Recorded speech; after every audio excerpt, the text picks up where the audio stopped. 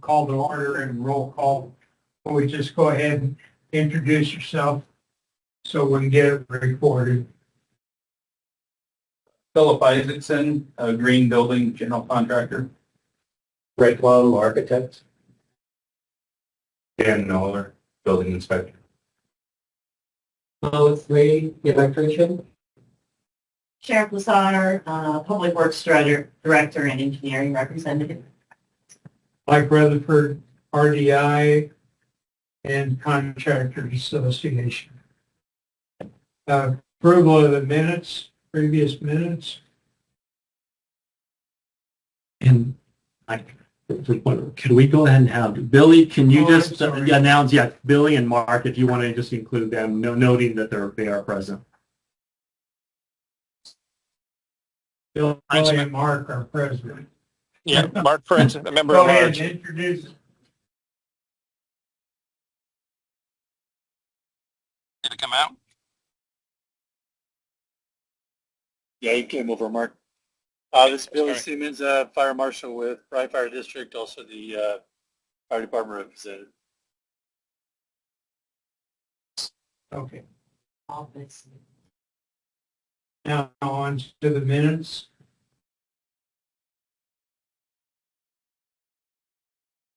I was going to mention the draft minutes are included. So if you realize we met like almost 2 years ago, so the draft minutes are there. So if you want to take a look at those, and then we can proceed.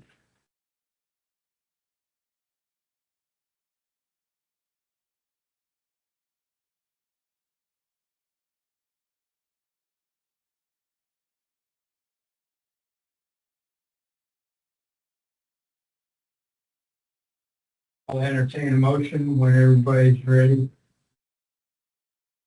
I'll move to approve the draft meeting minutes.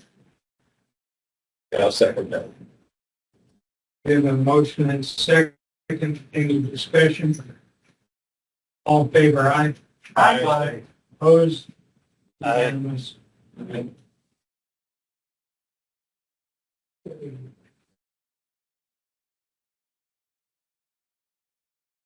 Selection of officers. So Mike, I'll just mention, so when we last, there is a sheet in here that basically will mention that when you last met, the last appointed chair was Mike Rutherford and the vice chair was Sharon Bilgar.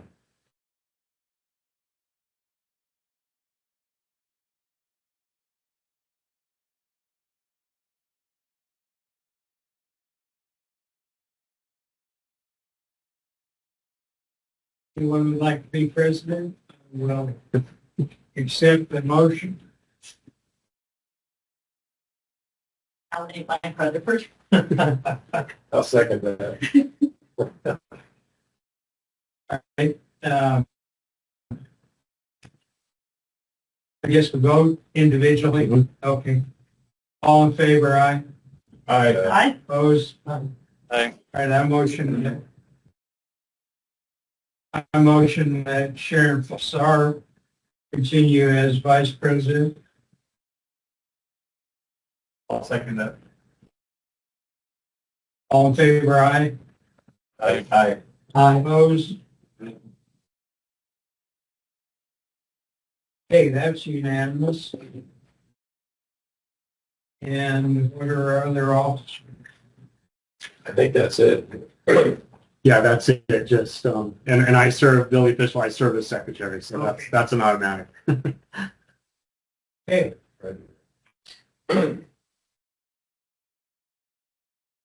Reappoint Sharon to serve as engineer for an additional 3-year.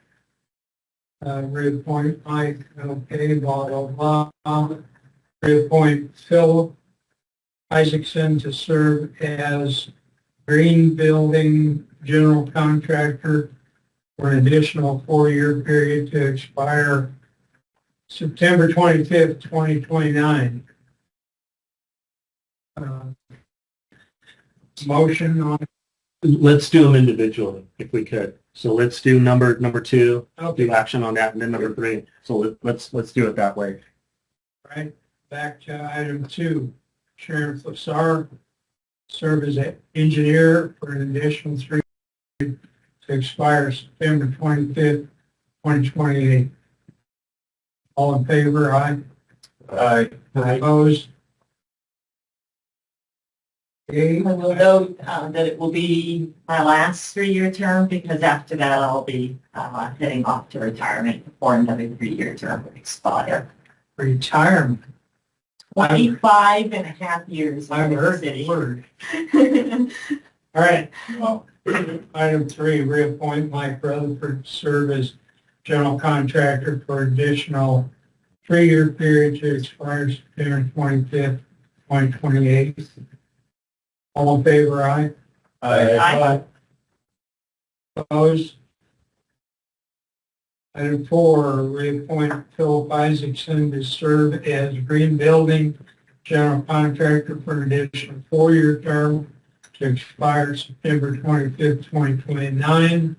All in favor? Aye. Aye. Unanimous. Reappoint Billy Siemens to serve as fire marshal for a 4-year term to expire September 25, 2029. All in favor? Aye. Aye. Aye. Opposed? Unanimous. Discussion on updating the adoption Cochise County building codes. All right, that would be me. So I wanted to basically start the discussion with the building code advisory. So I've been talking to my counterpart, you guys know Jonathan Kramer over at the city, and he kind of gave me a little back on how they're proceeding. I know he's been on a code review committee with Pima County and the city of Tucson. So they have every intention of moving to the 2024 international codes. So the thought is for consistency that we would join, the city of Sierra Vista, and that, as you know, we're on the 15 codes. They are a bit dated, and of course, we kind of got dinged. The ISO, the Insurance Service Organization, they do evaluate all jurisdictions, and they do kind of question, hey, you guys are on an older code cycle. When do you plan to move to a newer code cycle? So, there was discussion. I think they talked to Wilcox. As a matter of fact, believe it or not, we're gonna help Wilcox because they've reached out to me, and so we're proposing for them because they're on the 3 to probably move to the 18. At least it'll jump them up. It's not all the way, but at least it'll move them up. So yeah, so we're already they've reached out to us. Yeah, so Robert has contacted me and offered to kind of help. Us on the 18. There's a lot of that work's already been done. So, but just wanted to really start the discussion, kind of hear from the board members what your thought is. I mean, clearly it makes sense to be on a code with one of our biggest, neighboring jurisdictions, right? I checked in with, I think, like Wichita City and talking to Jim Johnson. I think they're gonna stay on the 18 code. He told me they probably wouldn't jump. But looking at ourselves, I mean, we're 9 years old now, right? So the question is, I'd like to hear, some feedback from you guys as board members, what your thoughts are. I'm thinking that probably after this session and getting some feedback, that we'll probably visit with our board of supervisors and just kind of explain to them, why we should consider moving to a newer building code. Ultimately, we'll get direction on how to proceed, but I think this is where it all starts.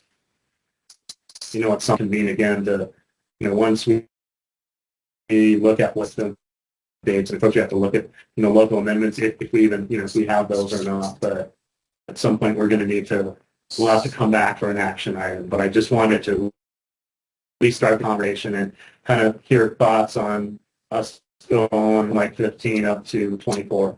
And like I said, the only reason, 24 is kind of what we're thinking is because of service stuff and kind of what their plans are. And Paul, is this just the IRC IRC, IBC. Now keep in mind, the one I'm not sure yet is, we have an energy code. As you know, we're on the 2012 Energy Conservation Code. And quite frankly, I haven't studied the 24, but I understand that Sierra Vista is probably going to choose not to move to the 24 because of some of the implications. Still using the 15, maybe the 12. They might be the 12 like we are. So that'll need to be looked at. But I understand it'll be the 24 series for most of them, plumbing, mechanical, 23 NEC. Okay, on that. But I think for myself, I would want to get more of those in and really study them and see what their divisions are. I know a lot of times, like in the IRC, it's simply clarifying, and it's actually cleaning up some of the misprints or items that could be clarified better in previous codes. But if it's something that's changing something altogether, I think it would take some scrutiny. Yeah, I would think it would be important before going before the Board of Supervisors to have the substantive policy changes. They're not going to want to read through the whole thing most likely. So they're going to want to know what are the highlights that the public needs to know, the major changes that could impact their costs, buildability, other factors.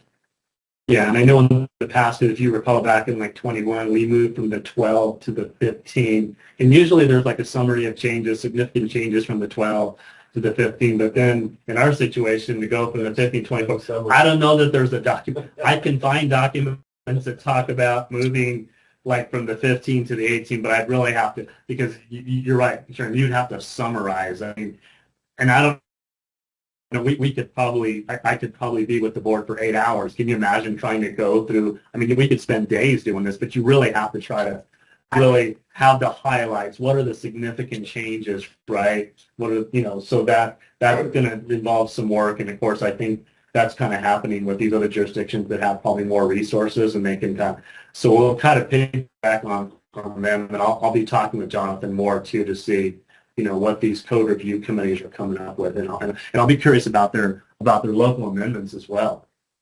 because we have sheets of those, right? I mean, and of course some of them we have to determine are these appropriate for Cochise County, right? And the one I can think of, like the type X, right, and garages, right, the 5/8 as opposed to what the code I think says 1/2 inch, right, but we call for 5/8. I mean, there are code amendments and there's reasons for them, right, but we'll have to really study those and determine what should we have as local amendments as we move forward. So. And just a thought moving forward, sometimes it's easier to keep up with the code changes if we are up to date with the changes as they have, like adopting the 18, adopting the 24 when it comes out. It's easier to make those jumps as they come out sometimes versus jumping multiple. Yeah, I mean, 9 years or 3 versions of the code, that is a big jump. I mean, I think it makes sense for the county and Sierra Vista to be on the same code version, for sure. Unfortunately, the rest of the state is like all over the place. I mean, and I've worked with a lot of codes. I've not even looked at the 24 code. I have no idea what the changes might be, certainly as it relates to the 15. I know from talking to mechanical engineers at Tucson, though, that they said that 24 code is, from an energy standpoint, is like extremely onerous. So, I mean, if, guns jump into that might be a real issue. So That's why I was a bit hesitant. That's what I'm understanding that it is, and I understand. There's life safety and there's energy conservation, right? So again, there's things that really, have a very high priority. And of course, I'm not dismissing, energy conservation, but again, we have to decide, is that how does the building community and in Cochise County respond to something like that could require a lot? And so we really have to think about that one. That's one that I was kind of mentioned that, hey, like Sierra Vista, I don't think they have an intention of moving to the 24 energy code. But at some point, it seems like you would have to. How can you justify using the 2012 energy code when you're on the 2024 building code. I'm just saying, that's seems like a disconnect. And of course, there's always the opportunity to have local amendments. If you did go with the 24 energy code, I mean, you could certainly have amendments, right? And I think we did include some when we went from, I think last time we might have had some adjustments in the Well, like you did with the sprinklers, I think 3,500 square feet is the threshold in the county. But Well, actually, the state statute now doesn't even require, I know, commercials differently look at the occupancy, right? But for residential, there is language. I know that board member Isaacson had asked about that, and there is language that says you do not have to do sprinklers. Yeah. It's the prerogative really of the homeowner. But there's not, for a resident, for a single, up to a two dwelling unit. Okay, so there, and I know that I think we modified, because I think previously we had a requirement that if you were above 36 feet, you had to sprinkle, right? And that went away. I think the state statute trumped that, so we that is no longer, that was not part of our local amendments back in 21. Okay. It's interesting. I'm working on a project in Bisbee that might come in handy. So.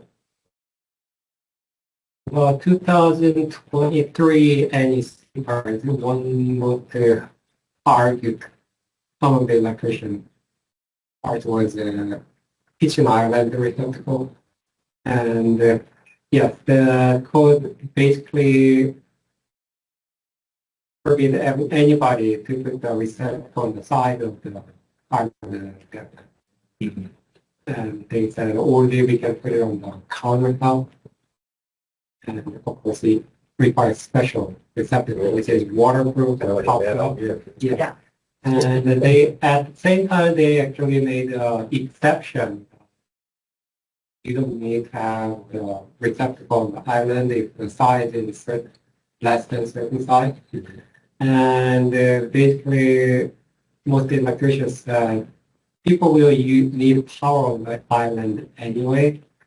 So they will just plug in the extension cord in the kitchen wall and bring it to the island. And so, yeah, something like that I think should be amended. I would agree on that, because the more moving parts you have popping those little outlets up and down, they're going to wear out.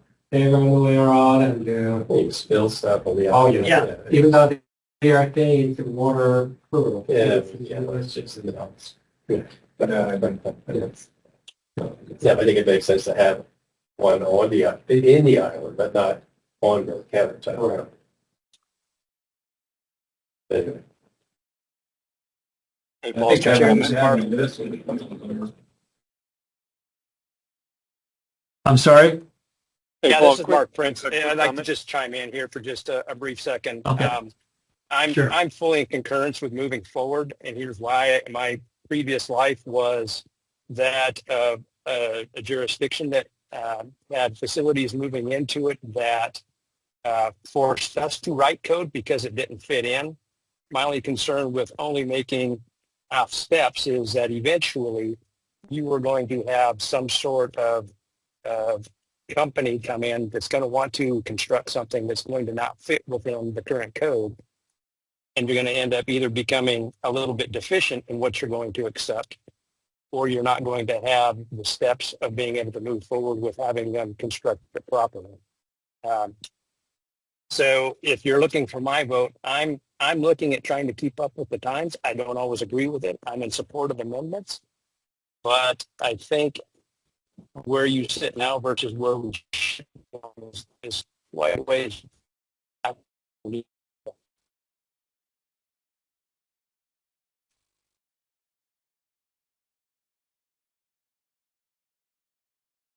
We missed the function.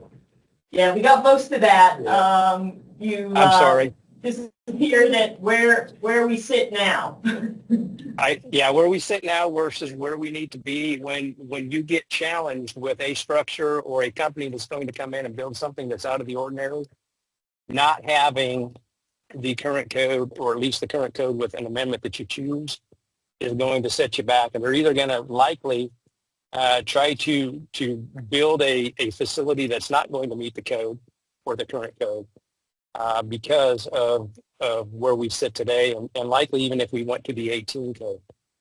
I'm not a green guy. I don't care as much about the the efficiency component of it as I do the structural.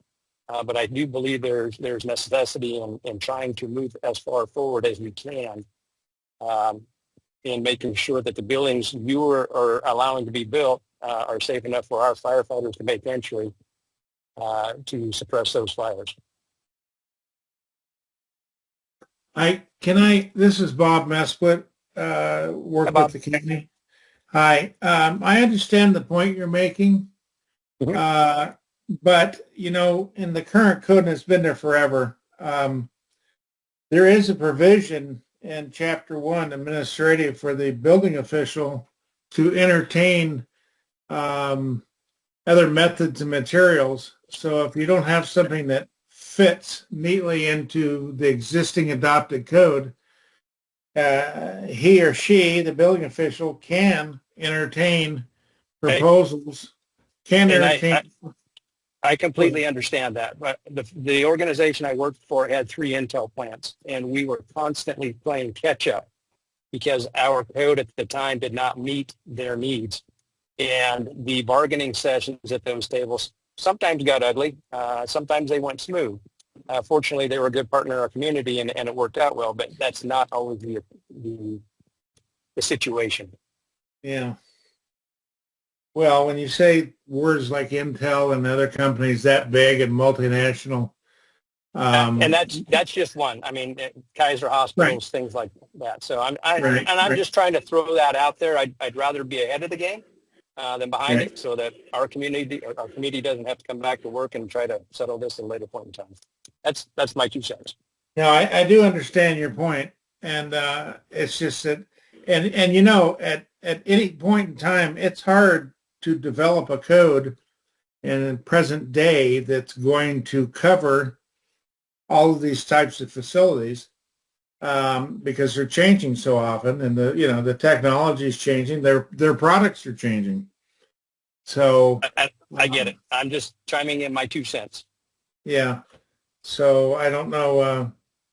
Yes, you're in a better position if you have a relatively later edition of the code to start with. Hey, Paul, I got a quick comment. Or Mr. Chair, anyway. I was talking to the state fire marshal, and they're going to be going to the 24 at the end of the year on the fire side of the house anyway.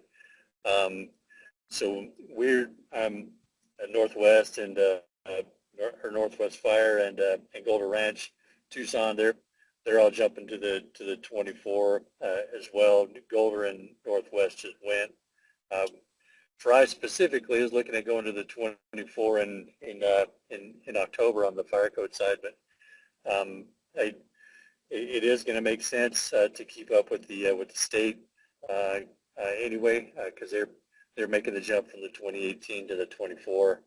I've begun the process of putting together some information that has the changes on the fire code side. So whenever it comes to that point, I would love to be able to present some of the changes in a concise fashion to either the board or to the board of supervisors as well, just to give kind of a brief snapshot of what some of the changes are going to be. We're also looking at portions of the WUI code, the Wildland Urban Interface code, to look at what amendments we should bring into the code out of that. Also, the state is not looking at adopting the WUI code in its entirety, but they're looking at the same thing from the fire side. So I guess if there's not a formally adopted code and if we don't go to the 24, I think we'll be behind the 8 ball.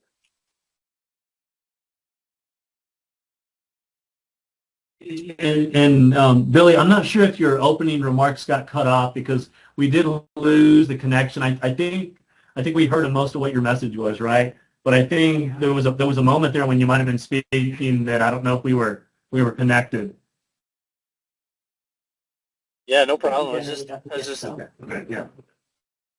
yeah, just letting you know that that the fire marshal's office in the state is going to the 2024 in December. It looks like in their house, and we're going to be going to the 24 in October, and then the city's going as well on the fire side. Then we're looking at adopting the WUI portions of the WUI code.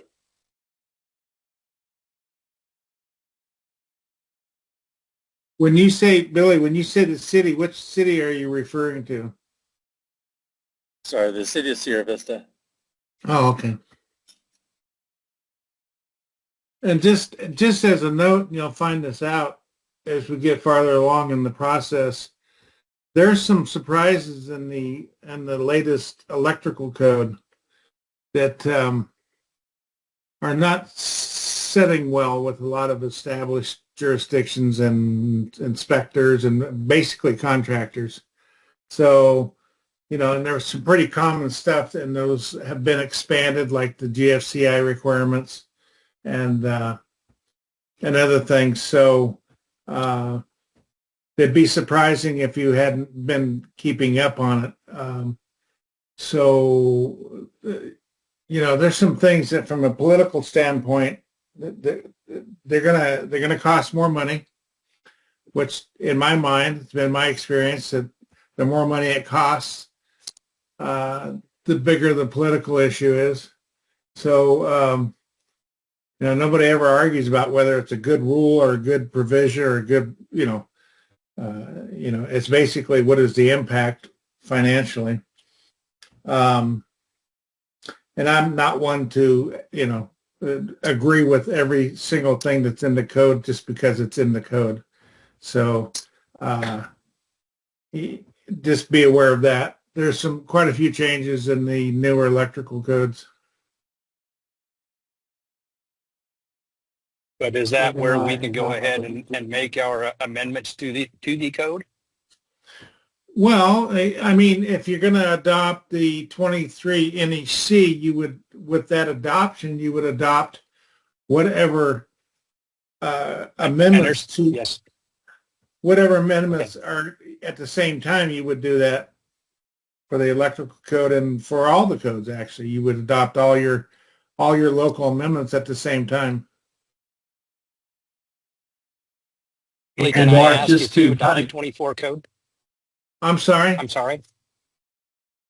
What I was was going to that? ask Billy. I was going to ask Billy if they adopt the 24 code.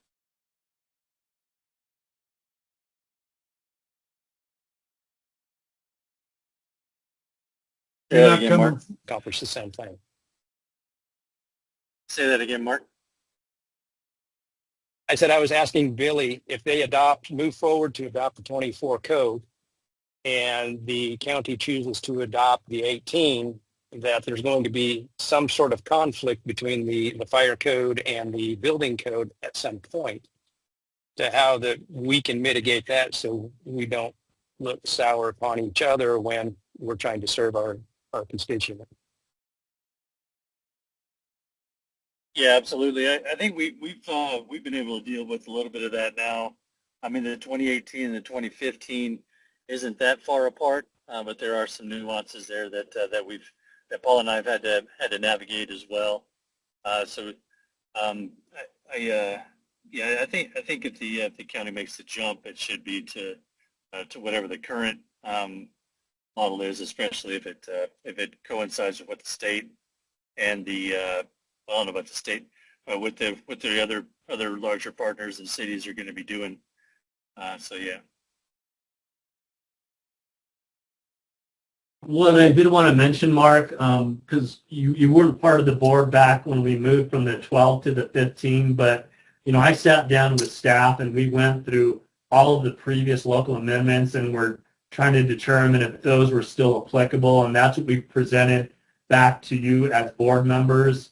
And that'll be an opportunity for you to see what those local amendments are to either recommend for or recommend with changes. But there is a process that we undertook. I know that Al and I spent many hours going through those local amendments and trying to determine if those should still be applicable when we adopted back in 21, the 15 code. Yeah, I think one of the differences, I think sort of to Bob's point, is that Cochise County is a very diverse, mostly rural area. It's not like Sierra Vista, which is an urban area, pretty defined. Certainly not like Tucson, and I'm not sure Tucson and Pima County are both adopting the 24 code. Yeah, that's what we're saying. City and county, but Cochise County, I think, is different than any of those. And like Bob said, when things cost more, people tend not to do it, or they opt out, they do it themselves. So, I mean, I think a updated 2024 code, which I'm, like I said, I've not even looked at it, but it's got to be much more strict than the 15. Because they never get more liberal. They always seem to get more determined. To me, it sort of flies in the face of the whole opt-out thing, and I know that's a whole other discussion. But how can we adopt the current code and still have opt-out in 80% of the county? Yeah, and quite frankly, I mean, I know we're not here to talk about that, but I don't see that going away. Yeah, I think they have to play together, and that's just the way it's going to be. So, but remember, just real quick, anytime someone does an opt out, they're basically acknowledging that they're going to follow adopted building code. Now, there's no inspections or plan review, but they still sign an affidavit, whatever that's worth. Okay, Yeah. but I'll just say that. Yeah, exactly. Well, as Paul knows, and I'm sure most of you know, there can be severe ramifications of using the opt-out that come back to bite these people. And we've had 2 or 3 in the last couple of years that are just really big problems. And there is no good way to resolve them, really. Yeah, I'm not a big fan of them, but we're not here to. I mean, I'm going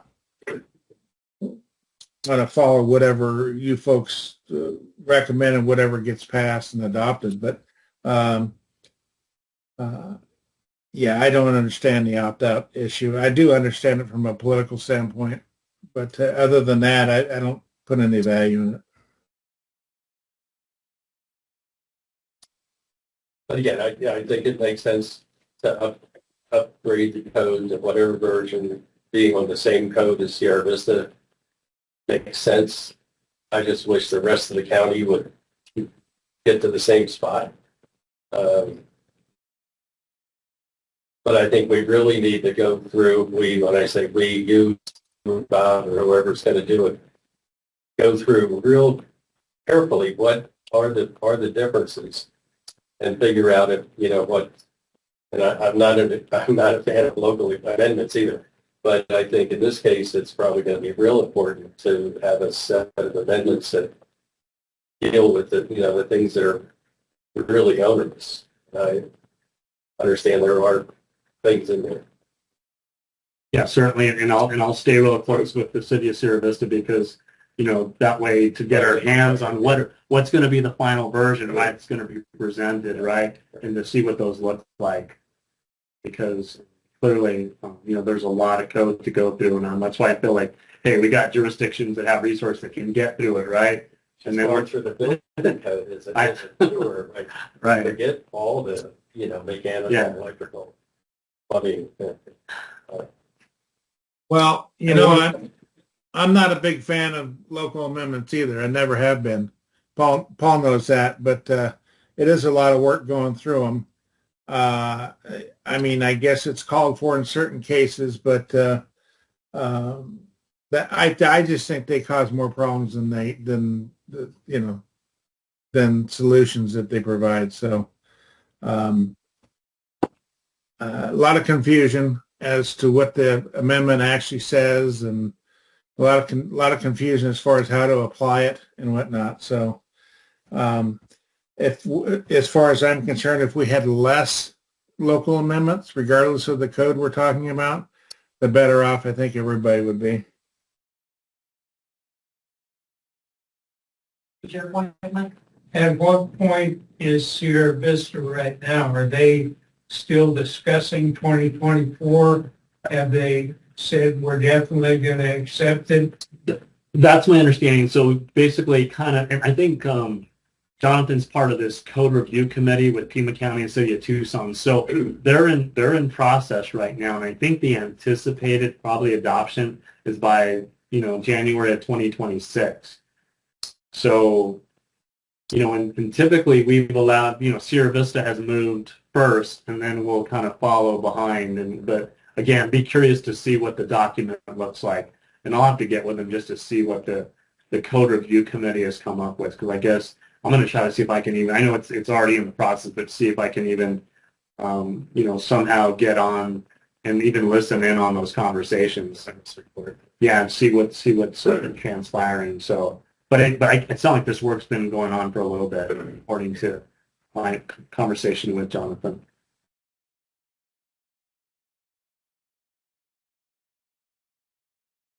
I think we've covered this enough.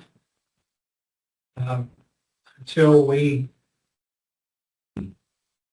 have more information what Sierra Vista is going to do, and we can discuss those points. I think we've covered this okay. Okay, no, but thanks for your input, because I figured this kind of, we need to start the conversation and just kind of hear from our board members to see what what you guys think. But you're right. There's a lot that needs to be kind of discovered about what the 24 really entails, and so obviously that next time we would meet for any sort of item for discussion or even action, you're going to need a lot of background material, and I understand that. So. Yeah. Okay, building official report. So just want to report. Obviously, I think the department very consistent in our building permit activity. And it's interesting how we transitioned. Remember, there used to be a lot of cannabis cultivation type projects. It's all gone pretty much downhill. A lot of it's solar. We're getting a lot of solar projects throughout the county. So it is interesting. The number, I guess, just the available lands and but that seems to be what a lot of our bigger commercial projects are, kind of centered around solar panels. So I don't know, and I wonder if some people are getting fatigued by that. But again, I mean, hey, there's available land. If people can apply for special use permits and go through the process, then they're entitled to be able to, permit these projects. But you'd be surprised. We have multiple larger acreage projects that are kind of springing up kind of North County. So that's a lot of what we're seeing. But it seems like, building permits have I think they've remained steady. I mean, Dan Miller's out in the field probably more than I am, but, we're still doing inspections but looking at some of because now I'm doing the census reports every month just to report how many new single family. We're averaging about 22 new single family residential permits a month. Of course, that's not counting remodels and that, but I'm talking new single family residential. So not too bad, but it seems pretty consistent. And I'm sure as a builder, Philip, you can probably comment on that. But it seems like we've remained, it's been steady. I mean, I haven't seen any real drop-offs, and as far as commercial projects, all kinds, small and large. But I think we've remained pretty steady in our new permits. And I can't think of anything to bring up to you, like any large projects to mention. But like I said, mostly, solar projects around the Wilcox. The most recent ones are probably around the Wilcox area. A lot of acreage there to put solar in. So Solar panel farms. yeah, exactly. Yeah, and sometimes they have solar with these the BAS, they call them the battery energy storage systems. Sometimes we'll have those that are. And I don't know if you've had any work mows with any of those or anything like that. Not really. Yeah. All right. No more windmills. We have that one out there. What's that one? Is it out kind of northwest of Wilcox, right? I mean, that's probably was when I started. You know, it's all, you know, November will be 10 years I've been with the county. It's just amazing how time passes. But I think that was the one project around the time I started. And I can't remember what they call that now. It just, I don't know. I yeah, mean, I've seen it, but I Yeah. yeah. But that's the only one that, you know, that we've actually seen. It's really solar. I think that's where the real interest is coming in with solar projects. Did that happen, you know, with the water restrictions that you think they're connected somehow? Because I mean, obviously a solar farm is better than ag Yeah. because you're not pumping water. I think it's a better Yeah, but- better land use, right? And of course, you know, with the Douglas Yeah, AMA, right, that's in effect, right? And I think, didn't the governor also order to, is there a Wilcox Wilcox. active management area now, I believe, that's in play now, so. It was voted down and then the governor said, oh, no, you can't eat it. So, I couldn't believe it was voted down, but what, anybody, that's nuts. But, Yeah, solar's good. We got lots of sunshine and yeah. lots And of. it seems to be a relatively clean, you know, Yeah. for the most part, land use, right? It doesn't, not a real big water consumer, right? So, Always one question about the solar panels. After about 20 years, Yep. when they have to replace them, how do they normally dispose it? well, we do require a decommissioning plan. So we thought that through. So they basically have to have a decommissioning plan. Oh, So that's required as part of their due diligence when they submit these projects. They have to have a decommissioning plan. So how they're going to deal with it? Because you're right, these things have a lifespan, right? right. So but they do require that to make sure that there is a provision so that you don't end up with fields and acres of just, right, exactly. They are required. And I think there is some sort of assurance agreement that will guarantee that they can't walk away. So I think that they've kind of shored that up. So, you know. It's like a mine, you know, you can't just dig a hole and then walk away, in theory. That's, Paul, Hey, but yeah. that's just on the big projects. That doesn't apply to your residential jobs and things like that. Oh, no, not for small scale residential, but really for these commercial, yeah, they do require, yeah. Okay. Future agenda items. Sounds like building code. Yeah. Yeah, I was gonna say, you know, unless you have anything else that kind of piqued your interest that you'd guys like to see the next time we do meet, but I think really the focus is probably gonna be building code. I think that's probably where I'm gonna, you know, mostly be focused. So unless you guys have any other items that you'd like to, you know, hear about, you know, we can certainly identify those, but I think it's gonna mostly be, if we meet again, it's probably gonna be for building code. I think that'll keep us plenty busy. So, Next item is call to the public. We don't have any public here. is there anybody online that would like to speak? I don't believe so, but I just want to make sure. No, Paul, I'm good. I'll plan on having something to present on the changes to the fire code, just as a 30,000 foot overview of it anyway for our next meeting. Okay, that's great. Thank you, Billy. Anyone else? Then we are adjourned at 3:45.